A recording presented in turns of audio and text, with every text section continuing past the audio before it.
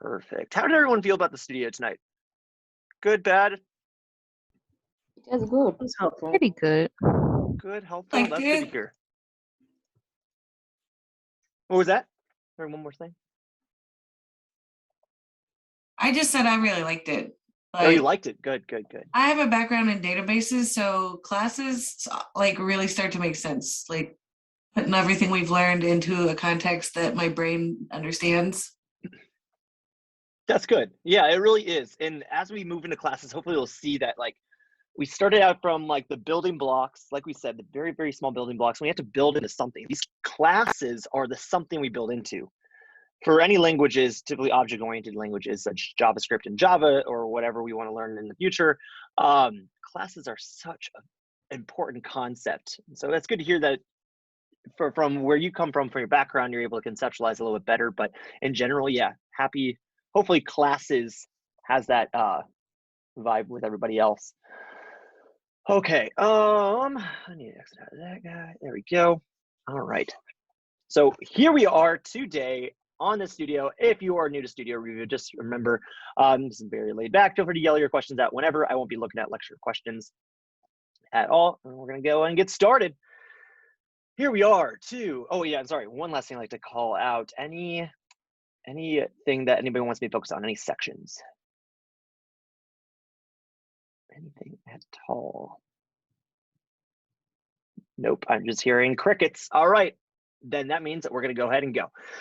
18.6 studio classes. 18.6.1 getting started. Let's create a class to handle new animal crew candidates. Oh my gosh, so exciting. Edit the practice file as you complete the studio activity. I'm gonna go and open that. So single click.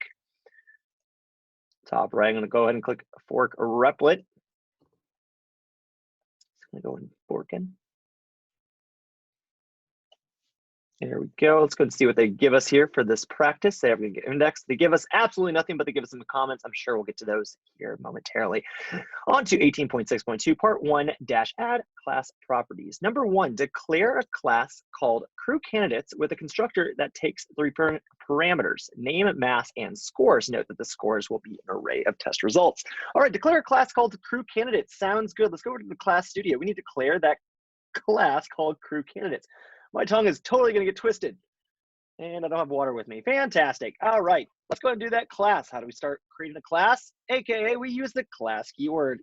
So we type in class there, all lowercase, turns purple because it is a very important keyword. Next is the name of the class, crew candidates. As we see, crew candidates is capitalized. Always make sure your class names are capitalized. Crew candidate. With a constructor that takes in 3 parameters, name, mass, and scores. So to create that constructor, what word do we start with?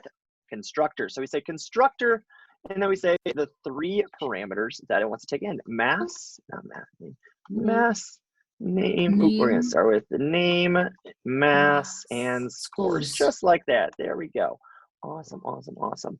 So what we're gonna do now is that now that we have those 3 parameters created, what I'm gonna do is that I need to start, I believe, initialize them. So let me go and make sure that that is what it wants us to do real quick. Take some 3 parameters. It doesn't really tell us to initialize them in there, but what else would we do them for? So what I'm gonna do is say this dot name. And if it doesn't tell us for some reason, I'll just take it out. But excuse me, by default, we should just do this. So this dot name equals name. This dot mass equals mass.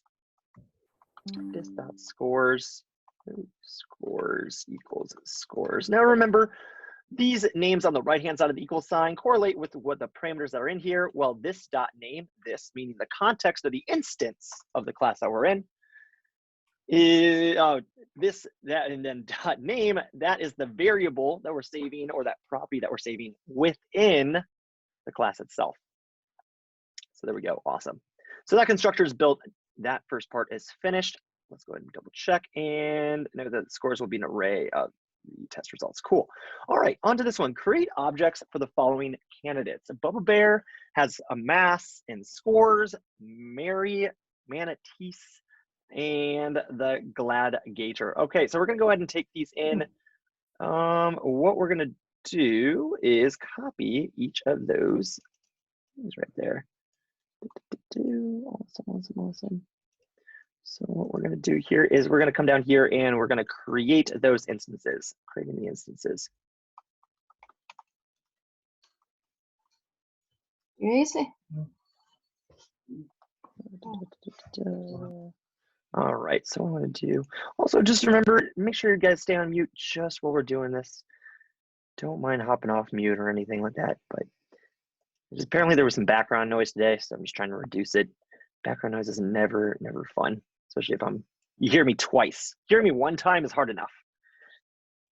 All right, let's go and start making these variables. So the first one is Bubba Bear. So I'm going to say const. I want to make sure that I'm not being absent-minded today, like I have been. Okay, create objects with volume candidates. So that is what we're supposed to do. So const Bubba Bear equals new. Remember, we're using the keyword new to create a new instance of the crew candidate. So I say new, and then the class I want to use to create that instance, crew candidate. There we go. Crew candidate takes in a name, which we said is Bubba Bear. I didn't type that right. There we go, comma. And then it is a mass. Their mass, it says, is 135 kilograms. And then scores of 3 different numeric values. Excuse me. Scores, as they said, it was an array. So I'm going to create an array by using that square bracket and then including those 3 values. For Bubba Bear, it looks like it's 88, 85, and then 90. Maybe I need glasses. All right, there we go. So that's the first one. We need to create 2 more. So as a lazy developer, what I'm going to do is copy this code because it's going to be exactly the same and print it twice more. The next one is Mary Manatee. So I'm going to say Mary, not in all caps, please. Mary Manatees. What I'm going to do too is copy, only assuming her name. There we go. And then the. I don't think. Do you have the manatees spelled correctly there? I might not. Let me put it there. Oh, Maltese. Maltese. I thought it's a Maltese. Oh my gosh. Mary Maltese. Right. Thank you very much. So there we go. 93 is that. 88 is the other value. And then 97. Perfect. And then the final one is Glad Gator. I'm just going to grab his name right now. Never met someone named Glad before, but I feel like there's somebody out there that's Glad Gator. Here we go. Glad Gator, and Glad Gator weighs 225. No judgment on there. 75 for the first score. 78. Second one, and 62. Wow. Oh. Mr. Gator, you were not doing well on these tests, but you know what? I probably wouldn't do any better. So there we go. We've created our 3 objects here. Again, we use this new crew candidate that calls to the constructor of our crew candidate class and builds these objects to whatever custom values we passed in as arguments to those parameters. Up to this point, any questions? All right. Use console.log for each object to verify that your class correctly assigns the key value pairs. All right, sounds good. What we're going to do real quick is that we're going to console.log Bubba Bear. There we go. Run that. Looks like we're getting crew candidate up there. That's what we want to see. Remember, crew candidate is denoting what the class type is.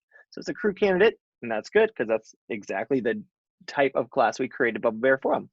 So it says Bubba Bear, about 135 for the mass, and then their test scores. Fantastic. Let's keep going here.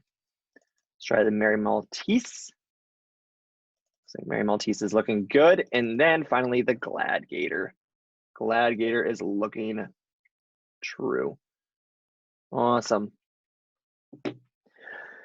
Fantastic. It looks like we are all good here. So if there are no other questions, going once, going twice. It's time to move on to 18.6.3, part 2. Add first class method. As our candidates complete more tests, we will need to be able to add the new scores to their records. Create an add score method in the crew candidate class, I'm assuming. The function must take in a new score as a parameter. Code this function outside of the constructor. Yeah, that is a big thing. When we're creating when we're creating functions for a class, we will always be doing this outside the constructor. We do not put functions inside that constructor typically. 95% of the time, they're going to be outside of it. So that's what we're going to do here. And I believe that was called add score. There we go. Remember, in classes, we do not need to include the name function. I just placed this space here just for nice looking code. It does not need to be there if you don't want to. Awesome. And then it said we need to take in a new score as a parameter. So I'm going to call this one as the new parameter, saying new score. Cool. Add score, new score comes in. Let's keep on going here. Include this function outside the constructor. Perfect. When passed a score, the function adds the value to this dot scores with the push array method. If we don't remember what push array method is, go ahead and click on that and detail a little bit more. But it is one of our commonly used methods here, so I still remember just enough how to use it. So they said we need to add it to the scores class variable. To get that scores class variable within the scope of that instance, use the keyword this. So this dot scores dot push new score. There we go. New score. Awesome. Just like that. Remember, this dot scores is up here, which was passed in from this data here. If we look down here, that's where that data is coming in from. It's an array. Remember, push is on arrays. We're pushing that new score into the existing array of scores. So awesome. Any questions about that? So what happens if you does it matter if you were to put I think it does, now that I'm thinking about this out loud. So if you were to put your mass, if you were to switch in line 22, Bubble Bear with your mass, I guess it doesn't matter. Now that, I don't know. What are you trying to switch it with? So if you reverse those, if that would, it's just, I guess, just a label for a variable at this point. So if you reverse it, it'll still print out, but just in reverse. So never mind. I think I. Oh, are you talking about this right here? What I just put? I just want to make sure. Yeah. So in line 22, if rather than if you put mass first, so 135, and then Bubba Bear second. I see in your constructor, you have name, mass, and then scores come in. It would still run because it doesn't know the difference. It's just the name variable. So I think I'm confusing myself. So. Yeah. It depends. Technically, it will still run because JavaScript is forgiving. But if we pass this information up into this constructor, what is the name of this? What would be the name now of this candidate? 135. Very good. Absolutely right, because position does matter. This is in 0, 1, and 2. So 135 is in 0, Bubble Bear is in 1, and this is in 2. So yes, the name in this case would technically be 135 instead of Bubble Bear. Got it. Okay, thank you. Yeah, absolutely. Yeah, so that definitely does matter in position type. But yeah, good to explore that. Awesome. Any other questions out there?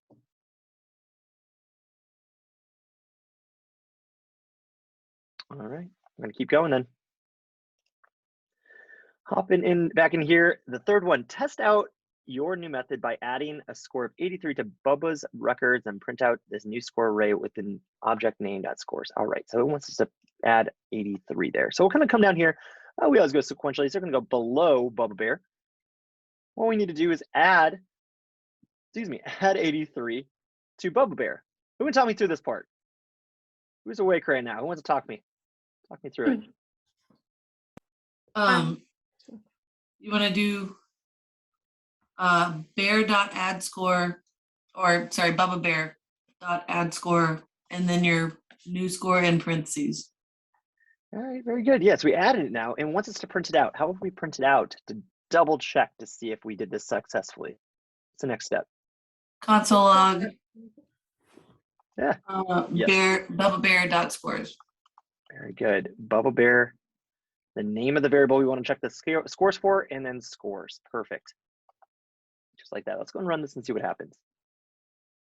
Awesome. It looks like our pre-existing was 93, 88, 97, and then adding 83. So we see 88, 85, 90, and oh, sorry, I'm reading the wrong ones. 88, 85, and 90 were the pre-existing values, and we added 83. So now we see 88, 85, 90, and 83 here in the scores once we print it out after that. So awesome. It looks like this is working successfully. So great there. That was, I believe, the last bit here for 18.6.3. So anything else we need to talk about on that one?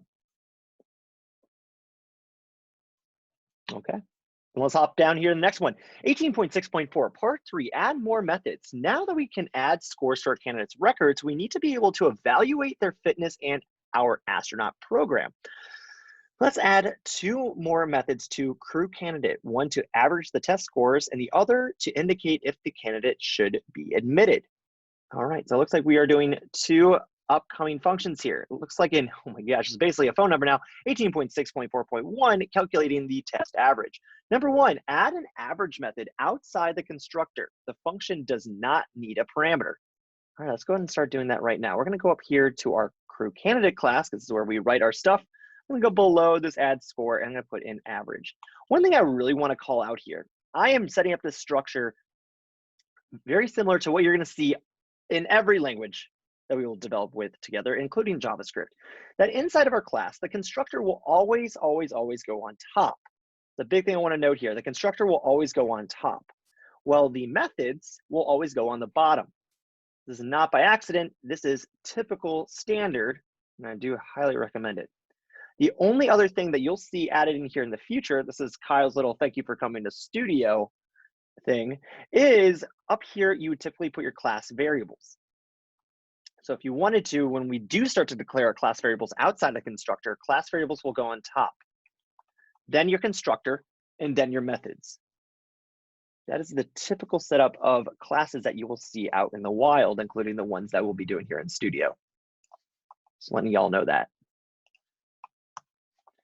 So there we go. Average, going back to our actual question, average has now been written. Let's go and see exactly if they want us to do something extra with this function before we start writing it. To find the average, add all the entries up from this score and then divide the sum by the numbers of the scores. All right, so there's our average here. Let's go ahead and do that. So anybody have a tactic they wanted to go with? We can do averaging in programming in about 100 different ways. Anybody have a way we want to go here? I mean, we use the for loop. We do a for loop? Okay. For loop. Everybody go with for loop? All right, let's do for loop. So what we need to do is that we need to loop over each score. Each score is going to be a numeric value. So we're going to definitely use that for loop because we're looping over an array. Let I equal 0, I less than this dot scores dot length, and then I plus plus. Perfect. Now we're going to be looping over this and adding them all together, making a summation, if you will.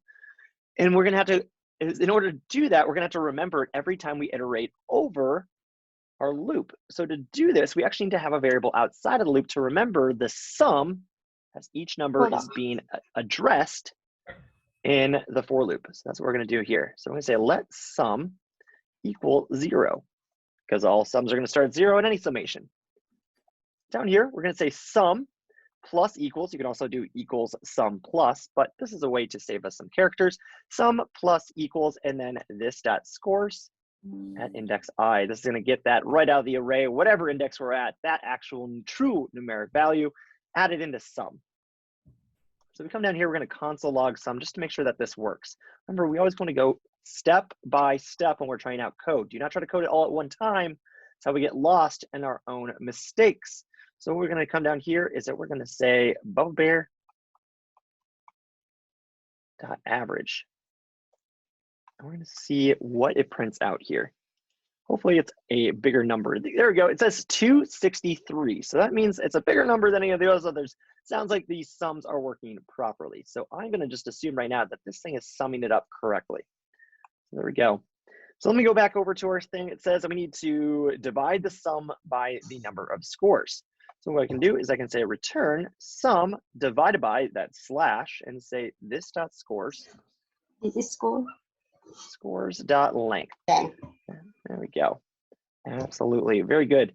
So that is going to give us our average back, our sum divided by how many sums or how many numbers, or excuse me, how many scores we have in that array. So this should be returning that average. Can I Any ask, questions on? Yeah. why is it that this doesn't ask for a parameter? It's taking in an array, right? So I guess this confuses me of why the function here does not require a parameter.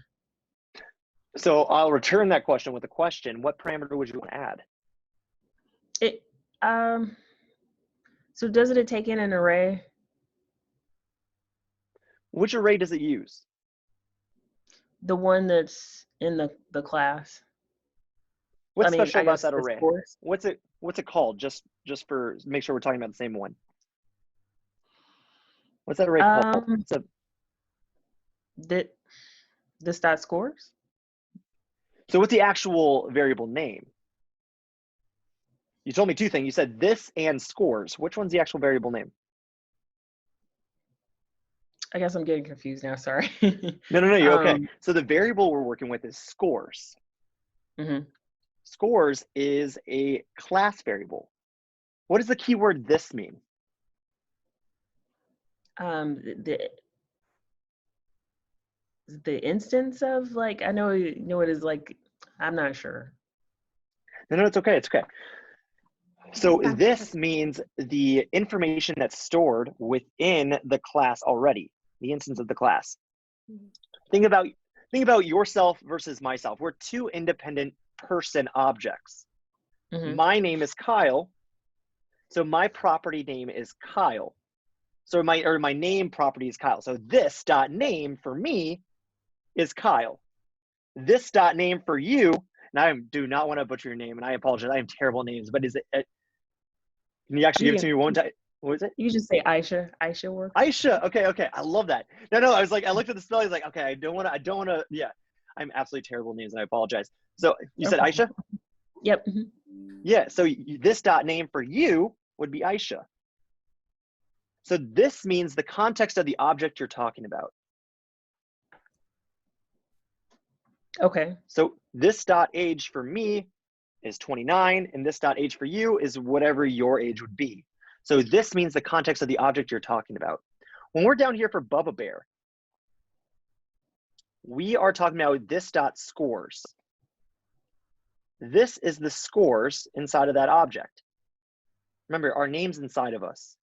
The scores is inside of our object. Mm-hmm. So when it comes to this average, we don't need to call on any parameters. We don't need to include anything additional in here because this dot scores is inside of our object. It's inside of it. So it's just lurking within its soul of this object itself. Parameters are only there when you want to include something from the outside sources. Okay. It's kind of a way to think of it. So if you need to include like external data or outside information, something outside of you as a person, outside of your object, passing in as a parameter. But scores is inside of us. Okay. Thank you. Absolutely.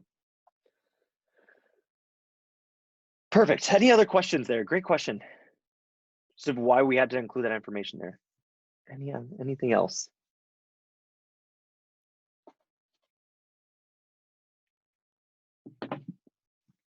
All right. Then let's keep going here. I'm gonna go ahead and console log the average here to see if it actually works. I'm sure the directions will tell us to do that, but just to make sure, because I'm just personally curious here. Looks like we get back an 87.6 here. Perfect. 0.67. Awesome. So that's there. To make the average look easier to look at, round it to one decimal place, then return the results from the function. All right, so we got to round it. So in order to round, oh gosh. Well, I'm going to cut this up just so we const avg. Of course, we can really simplify this all to one line, but I really don't want to. So return. So it's going to be avg times 10 math.round. And then divide by 10 again to make it a little bit easier to look at. There we go. So go run this again. And now we're getting 87.7. So that's how we again can round here. Remember, we multiply by how many decimals we want, 10 for 1, 100 for 2, 1,000 for 3, etc. and then divide by that exact same number. It turns it back into a decimal, something easier to look at. So way to get our decimals more rounding here. Awesome. Anything on that? All right. For that one, verify your code by evaluating and printing Mary's average test scores, which is 92.7. So let's go ahead and do that for Mary real quick.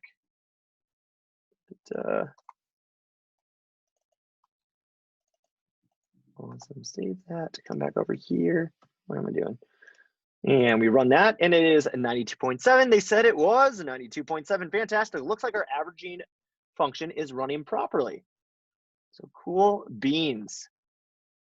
There's nothing else on that. We're going to keep on going here. 18.6.4.2, determining candidate status. Candidates with averages at or above 90% are automatically accepted into our training program. Reserve candidates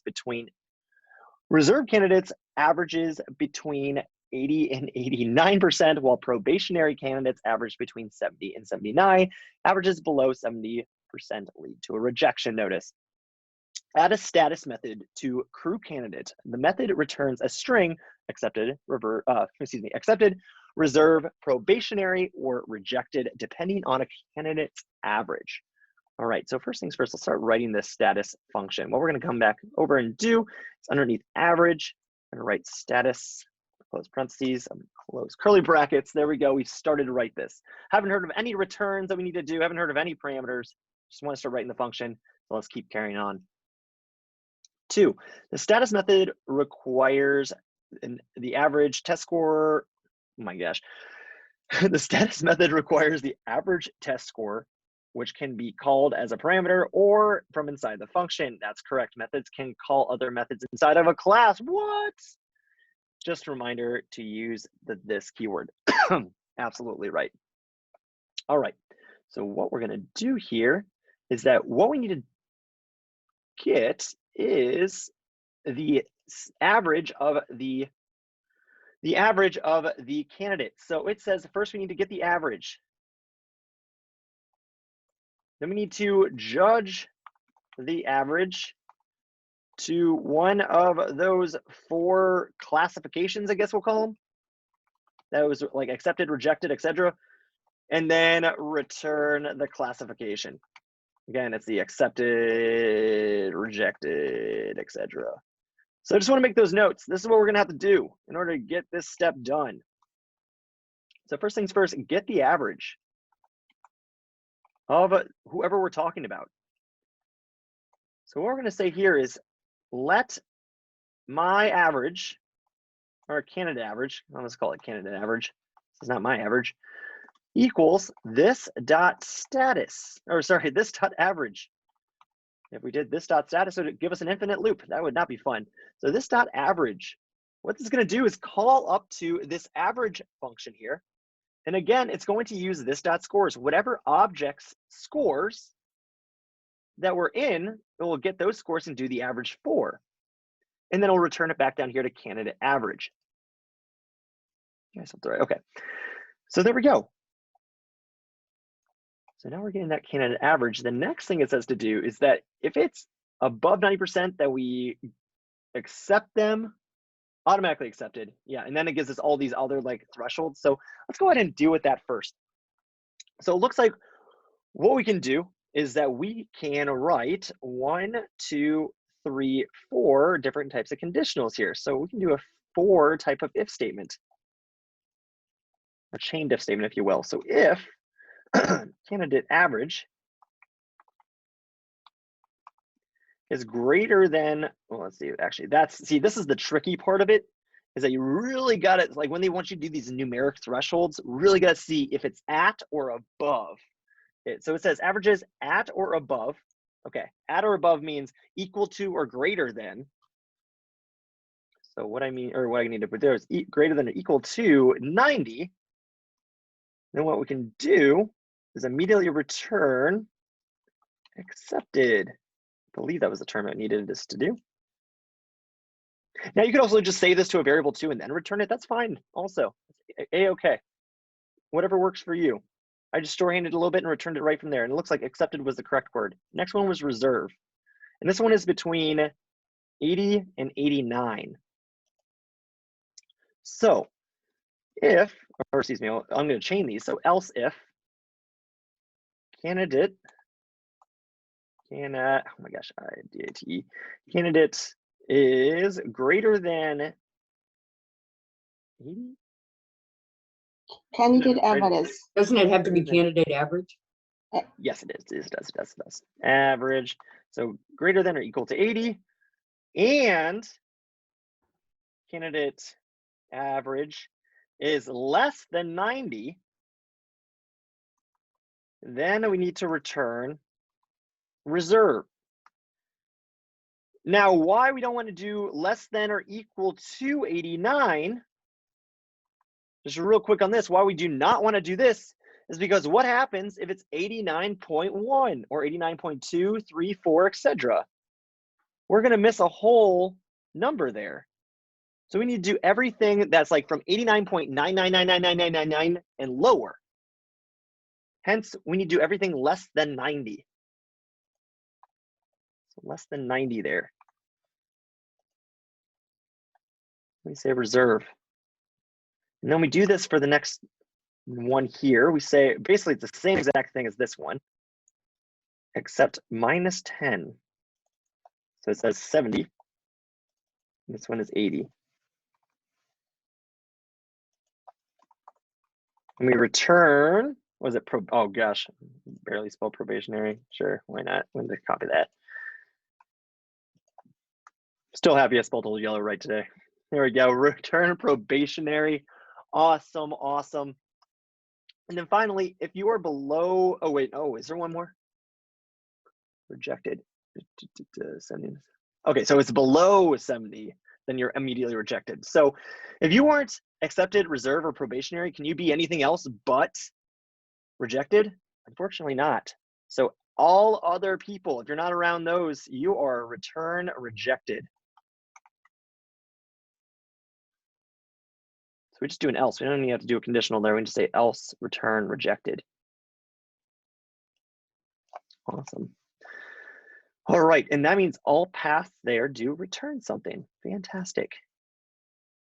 All right, let me go over here. We're going to test this out just real quick. Console log bear.status just to see if we even get an error. I mean, we don't have to check the status just yet. We just got to see if we're getting an error. So now we'll pause this in our tracks. So I'm going to run this. And we see that Bubba Bear is in the reserve right now, which makes sense. He's got, what, 80, 85, 90. It's good. So awesome. His status is going fine. So it looks like this is at least working. We didn't get any red. That was great to see. Let's go back over here and see what else we got to do. Any questions? We'll pause there for a moment. Any questions? Yeah, I have a question. Yeah, what's up, Joe? Could you leave off the second part of the ands? Like, and just have it, if it's greater than or equal to 80, greater than or equal to 70? Technically, yes, you can. Because if it's greater than or equal to 90, I mean, this is technically a moot conditional here because it can never be a greater than 90. It will always have to be lower than 90. Otherwise, this would have been triggered. So by that reasoning, yes. Is it safer practice to fully vet out your conditionals to what you're looking for between this number and that number? Also true. So if we're looking at for pure logic reasons, no, this technically is not necessary, but I do recommend it as we're progressing these days. But yeah, I personally like this because I've had painful history with not, like, if I change my code later and I didn't include these, I have to go back through it in like 2 months later. And like, why did I have this here? What was I doing? It's nice just to have your fully vetted out conditionals there to remind you what you were trying to actually check instead of just hoping for the, yeah, absolutely. So I'm also like ranting this to myself too, as I'm answering your questions, like, why did I do that? It's like, okay, yeah, that's why I did it. Convincing myself here. Cool. Great question. Any others out there? Nope. All right, let's keep on going, everyone. On to, I think we did 2 there. Perfect. Once the status candidate's average scores, evaluate score and return the appropriate string. That's what we did. And then 4, test the status method. Each for the candidates, use the template literal to print out this whole thing. Okay, we'll go ahead and do 1 here. just for fun. Call it const message.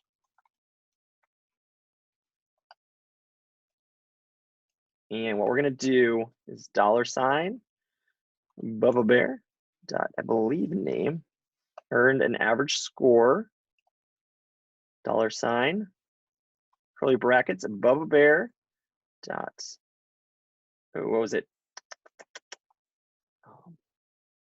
Oh gosh, oh my gosh, average, there we go. Because we can still run those functions right in there, the tempered literal, awesome. And then finally, $, curly brackets, just like that. We have Bubba Bear dot status. And then what we're gonna do is gonna console log that one out there. Oop, and then my backtick there, perfect. Awesome. We're gonna run this. Oh no, what did I do?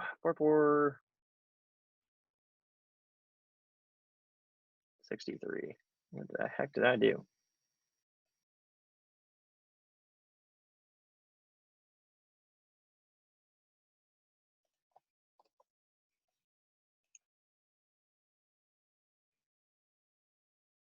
What tarnation are you talking about, buddy?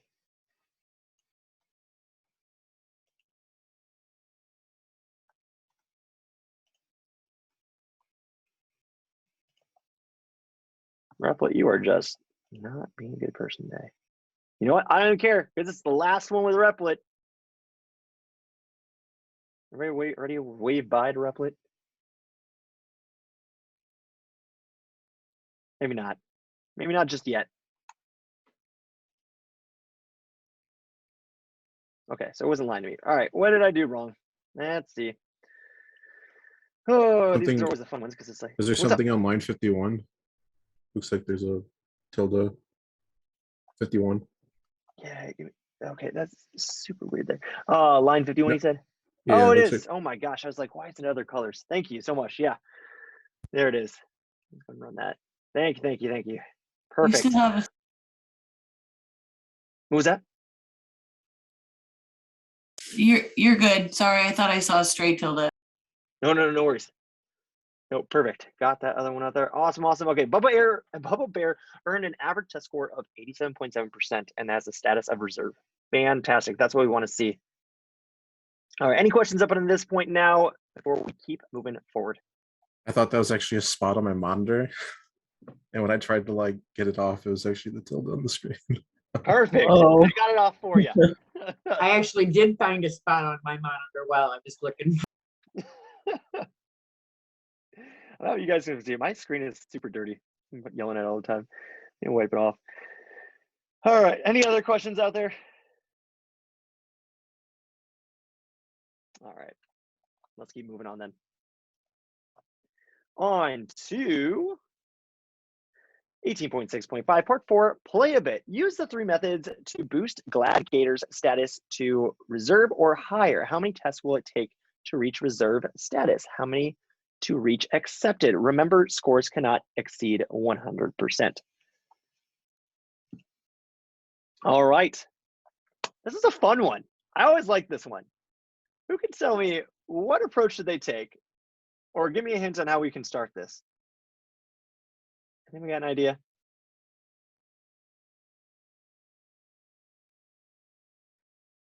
Oh my gosh. Wake up. I'm the one who's sick here. You all don't get an excuse to be quiet tonight. Somebody talk to me. I'm just trying to catch up. I don't Right. understand the question, to be honest with you. I'm like, what? All right. Earl, no, thank you for that. Let's go ahead and talk about it a little bit more. So what we need to do here is essentially Gladiator has been getting a lot of bad scores. Have you ever been in class? Be like, at least me and physics do not mix. You have to get I got like a 60 and then a 70. And then I have to do the math of, okay, what do I need to get on my last 2 tests in that class to pass the thing? Basically, we're asked the question, how many tests with 100% does Gladiator have to take and succeed in before he's actually reserved or accepted? So that's our question here. What do you feel like that we should do? Anybody got an idea how we can accomplish this? If When I was- statement. We could do it. We're gonna need an if statement in there.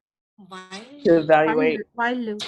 While gladiator is not Yeah, So absolutely. We're actually After gonna be the doing a while result. loop. Now, what we're gonna try to do here is we're gonna be needing to see how many tests does it take to finally get Gladiator into reserved and then into accepted. So as it tells us, a little hint in here, what it says is, remember, scores cannot exceed 100%. So what we're going to do is that we're going to actually be doing a while loop here. We're going to be doing while Gladiator dot, what was it going to be, average? Oh, let's see. Of course, cannot exceed 100%. Yeah, Gladiators dot average or dot status does not equal accepted. Then it's going to keep looping. Now, if I ran this right now, what would happen? We get an infinite loop. Infinite loop. Yeah. Right, excellent. Absolutely. We can infinite loop because he will never become accepted because unfortunately right now he's always with these scores that I believe are throwing him at like probationary. So we need to continuously add 100%, pad his scores until we get another status of reserved. So what I want to do is I'm going to create two counts. I'm going to say let tests till, let's say, what was that, reserve equals 0, and then let tests till accepted equals 0. So these are going to be our two counters. We're going to try to count how many tests it takes to get to reserved and also to accepted. Now, what I want to do is say while, or sorry, we already did the while. So while it's not accepted, what we're going to have to do here is first, we're going to give Gladiator dot add score of 100. We're going to give them 100% on the test there. Awesome. Next, what I want to do is I'm going to say if Gladiator status does not equal reserve and Gladiator dot status does not equal accepted. I'll do double quotes, accepted. And what we're going to do is that we're going to say tests till reserve plus plus. We're going to increment it by 1. Down here, we're going to say tests till accepted plus plus.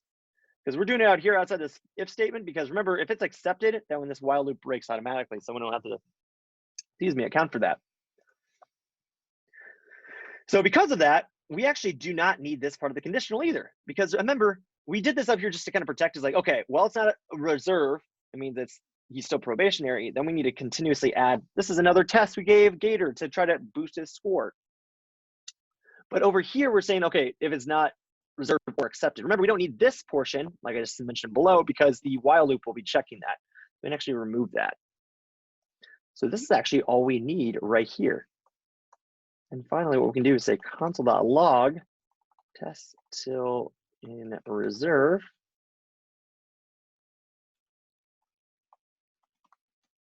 plus tests till reserve. Let's see if this is actually going to work here. Do one more, and that's going to be for accepted.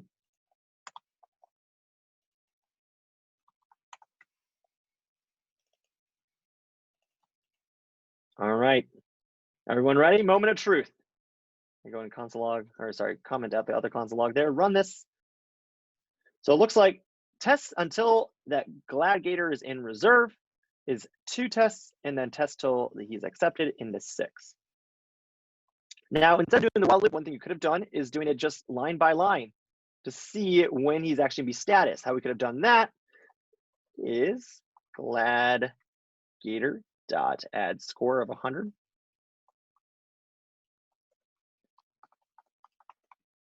dot Gladiator dot status, just like that.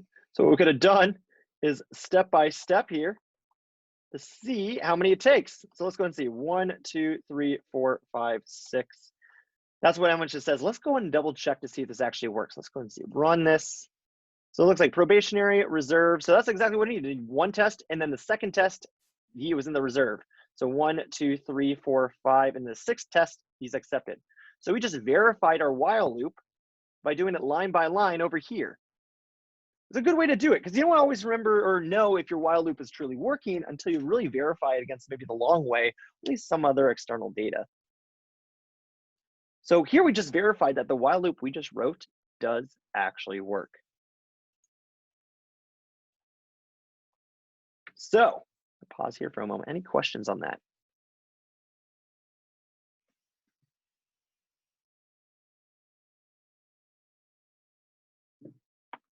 Nothing?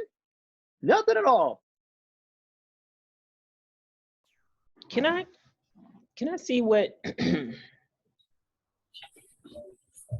where did you can I see where you defined accepted? What? No, never mind. Sorry. Yeah, so accepted and reserved are those strings, but up here is where we return them inside of that function for status.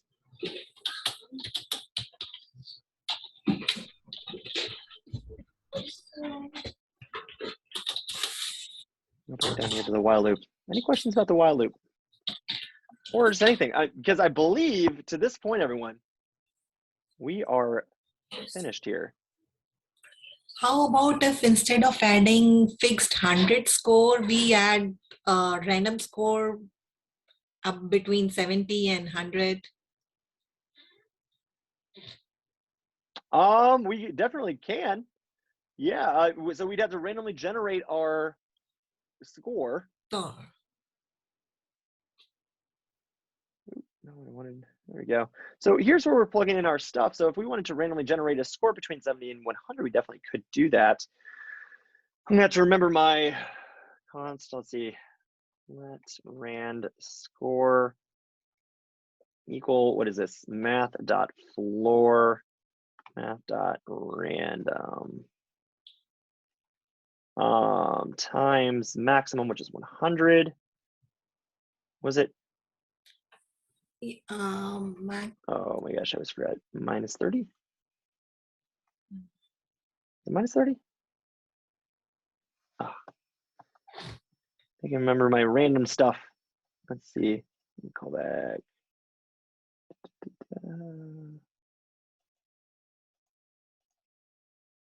It is multiplied by max.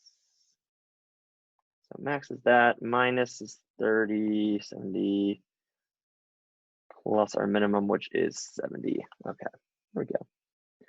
There we go. We're gonna plug in that random score here, down here. And what do we wanna see? Not only, okay, how many tests it takes to reserve or accepted, but I also wanna see all the tests in general for Gladgator to see what it then eventually comes up with. So scores, there we go, we run that. Did I do something wrong? Oh, I did. Okay, so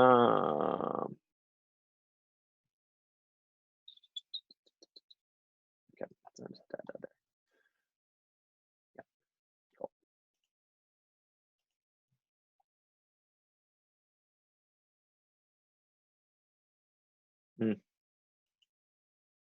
Let's make sure I'm actually correctly getting a score here.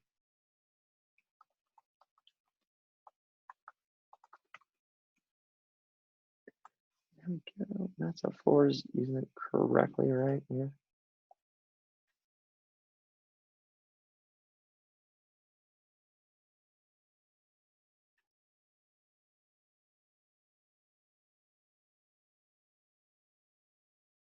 Did I mess something up?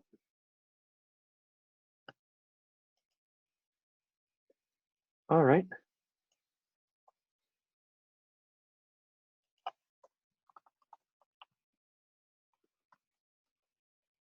Rand score.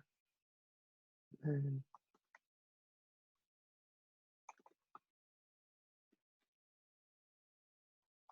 am I doing this negative? So let's see. Oh, you know what? Was I not adding the right? I might not have been right adding the right thing.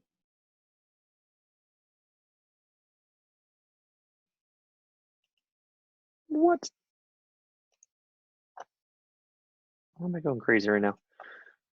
glad gator dot average.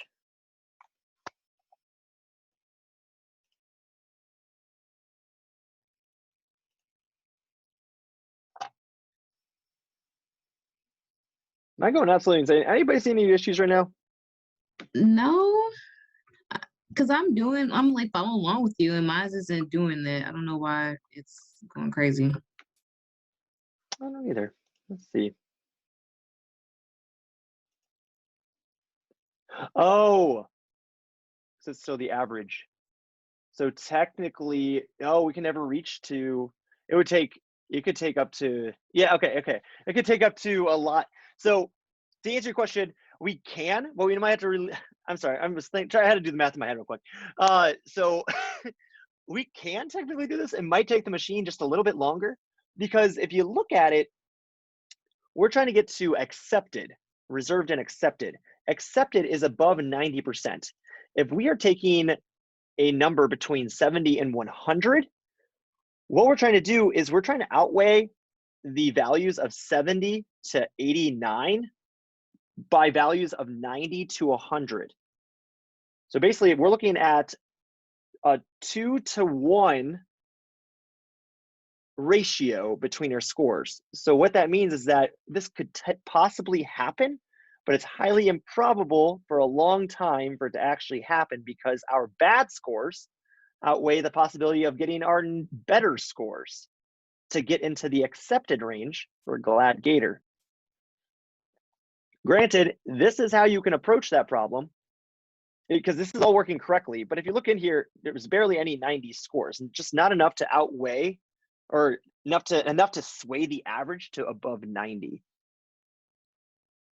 So I love the question there, because it definitely threw me for a loop, pun intended, about this is possible, but as you can see, it will take quite some time for actually to reach that, unless we get like a stray of good luck or something like that.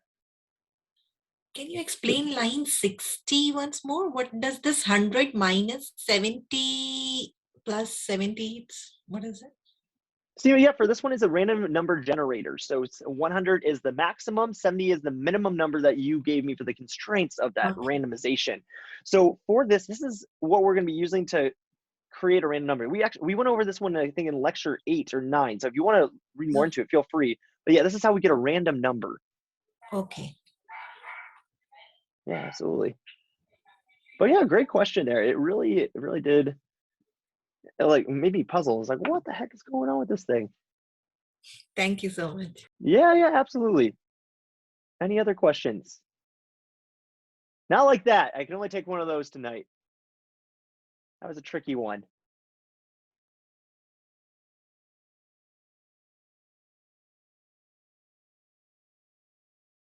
Oh, okay. If that's going to just cause silence, then you can ask me whatever. Thank you, Kyle. Absolutely. All right, fine. It sounds like everyone is done here. It is 9 o'clock too, right on the dot. So perfect. Well, that is all I have again for you all. That is the end of, yeah, 18.6.5 there for part 4. So we are done with this studio. So awesome job for holding on for everything. Hopefully this got us a little bit more into depth in classes. Got to explore that a lot. And just basically having fun with this new kind of structure as we move forward in JavaScript. So that is everyone. I'm going to go ahead and stop the recording here.